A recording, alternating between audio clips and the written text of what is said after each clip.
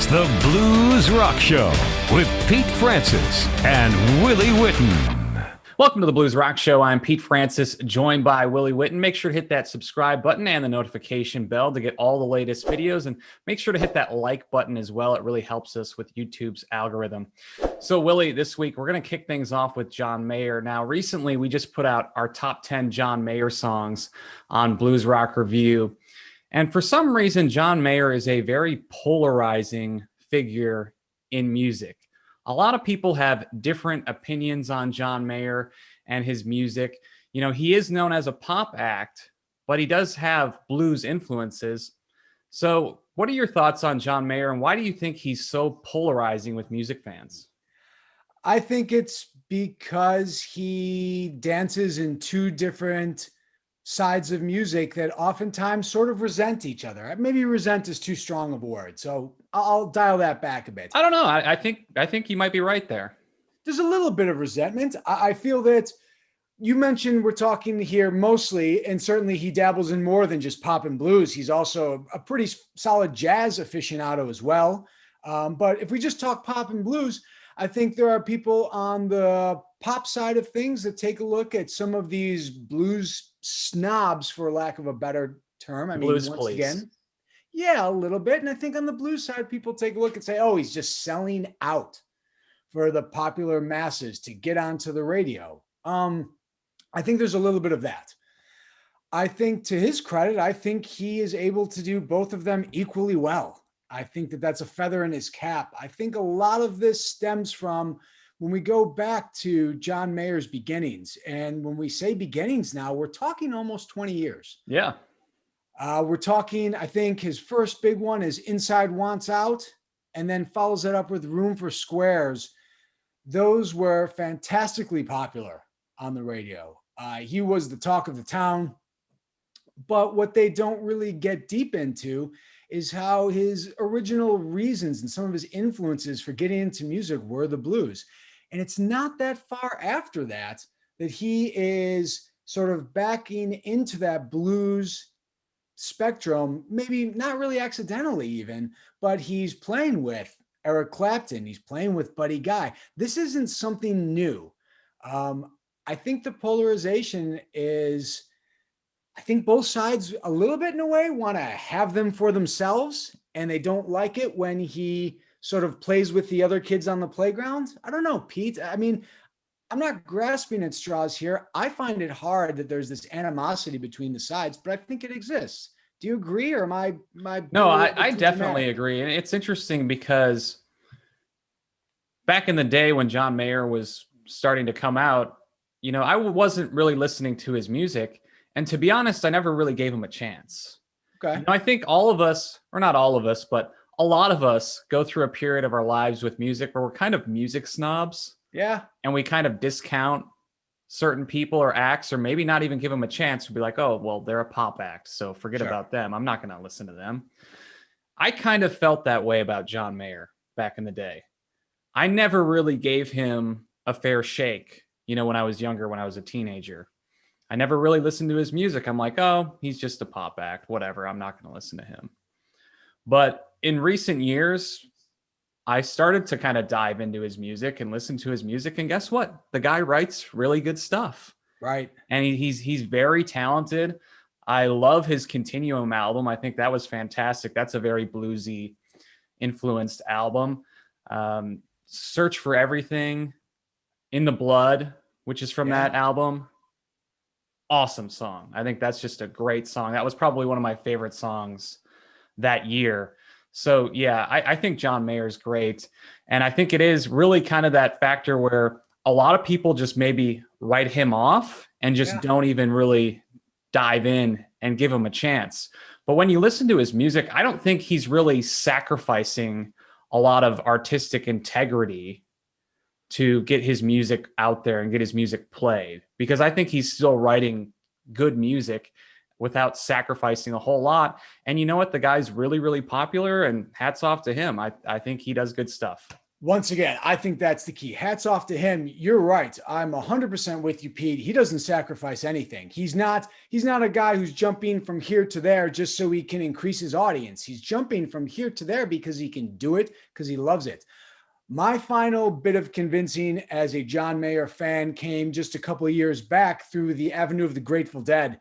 The Grateful Dead said they were done finally. They did a big tour with Trey Anastasio taking the place, if you can say that, of Jerry Garcia.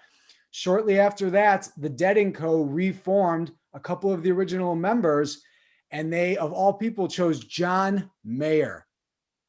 With all my fans who are Grateful Dead fans, I think the immediate response is, you've got to be kidding me. Fast forward 2 years ahead of time after he's played the shows, and the reviews were mostly where, my gosh, John Mayer did an incredible job. And once again, they sacrificed nothing, and he filled the role excellently. So if you can convince the Deadhead crowd and that family, once again, this is not a problem of John Mayer. I think, if anything, audiences should be a little more open-minded. I'm not trying to sound cheesy, but I think it's true here. Yeah, I agree. All right. So Joe Bonamassa is in the news again. What's new? He pretty much always is when we're talking about blues rock music. Yep. But some interesting news coming out is the fact that now a documentary about Joe is coming out called Guitar Man. And that's going to be out on December 8th. It's going to be on a lot of the digital platforms. You can watch it on Amazon Prime, stuff like that. So, Willie, are you excited about the documentary? What are your thoughts? Are you looking forward to this? And what would you like to see out of a Joe Bonamassa documentary? I am looking forward to it. Part of it is I am, all cards on the table. I am a Joe Bonamassa fan. Even more than that, I'm a huge fan of the stories and the origins behind the music. So when a musical documentary comes out, I'm going to watch it. And I'm not just talking about a blues rock documentary. I'm going to watch it if it's on rap, if it's on the big band music in the 1930s. I just can't get enough. But having said all of that, Joe's has a little special place in my heart for me. It's interesting because I think his story is unique in that he's of an age, and maybe he's the first generation that really comes through where there's going to be more footage of him and more of a remembrance and digital remembrance of his story in his early years compared to others. We have that. We spoke earlier about Wendell Pierce stepping in as B.B. King for that movie coming out. And something like that, there's not a lot of record of B.B. King's early work. So I think, to begin with, one of the things that's very interesting to me is, as it is in some of these newer documentaries, we're going to get to see a lot about Joe and where he started. So that's the first thing that intrigues me, besides the music, of course. Yeah, I think that's really cool. I want to see more about his beginnings, his earlier days. I think a lot of us know some of the stories about Joe. He opened up for B.B. King when he was 12. Maybe kind of digging into his relationship more so with B.B. King and how that kind of fostered over the years. I know B.B. King guested on his Black Rock album. Yeah. So how did that relationship kind of develop? That's something I would be interested in. And what I want to see too is I want this documentary to be really real and authentic, because when you're watching a documentary, that's what you want. You want the real deal. So I think it is important to note that this documentary is sort of an in-house production. It's produced and directed by Kevin Shirley, who produces Joe's music. Okay. So it is going to have definitely a positive spin, which, I mean, there's no problem with that. Obviously you'd expect that with this documentary, but what I'm saying is I would like to see it get into some more like gritty stuff, like why did Black Country Communion end? And then how did it come back? Those sorts of things. Okay. Maybe his bloodline days, that sort of stuff. Those are the sorts of things I kind of want to see. I don't want it to be all just rosy, right? Right. Because everyone's got to deal with their struggles and their ups and downs. And it wasn't just a smooth ride to the top for Joe. Right. He's one of those guys that just put in years and years and years and countless touring to get where he is. And that's kind of what I'm interested. I want to see what that grind was like. how it affected him and kind of what that rise kind of to the top, of his profession was like. Right.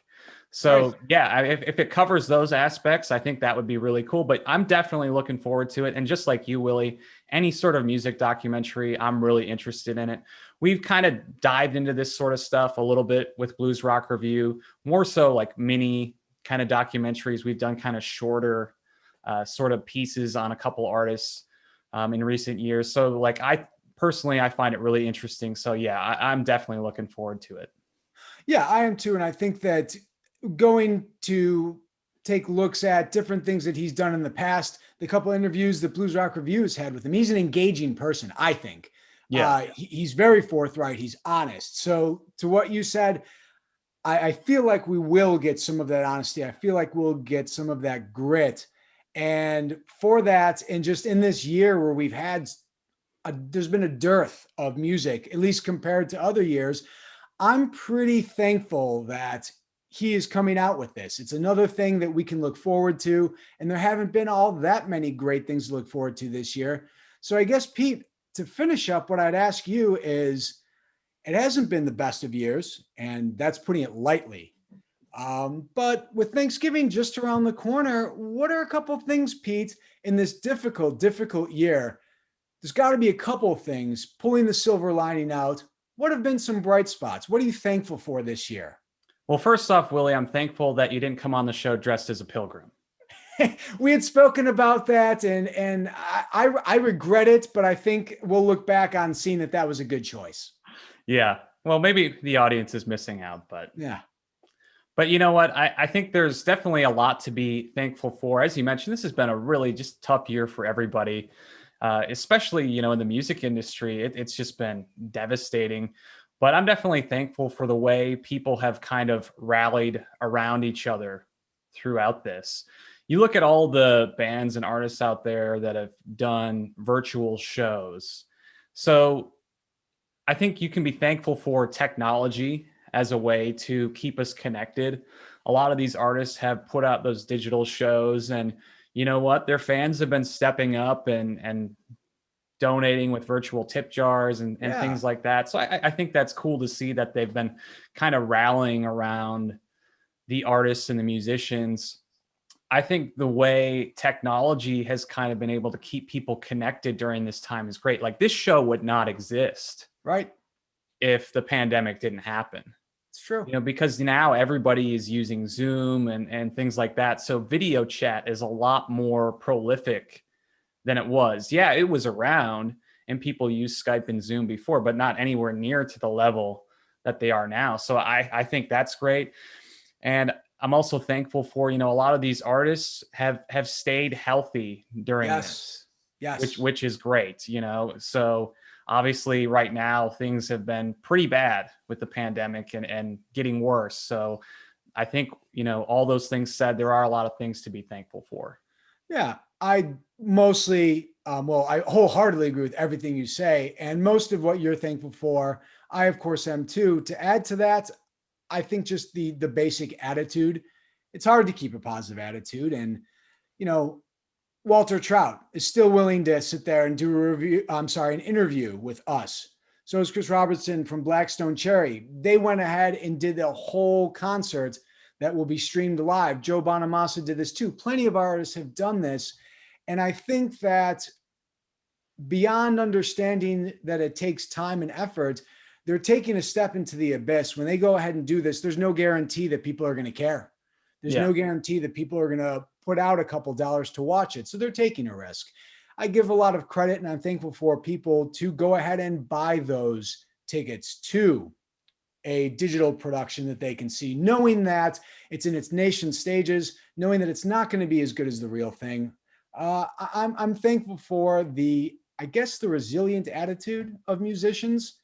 And I'm thankful for all of the people who really, for the small socially distanced concerts that have taken place. It cannot be easy. We spoke about the concert in the bubble where they actually were in bubbles at the Flaming Lips concert. I can't imagine what it's like to be working backstage or insecurity or handing out beers, or how do you get the beer into a bubble? Who cleans up the bubbles? Right. All those people who will never see their faces, their names grace the front of a magazine or even be spoken about on the Blues Rock Show, they're just as important and they're taking risks. So really, I guess, thankful for people not giving up, because it would have been easy to do so. So yeah, and think about all the great music that's been released this year. It could have been so easy for all these artists and musicians to say, you know what? We don't know when we can tour again. We're going to shelf the album. We're not going to put it out.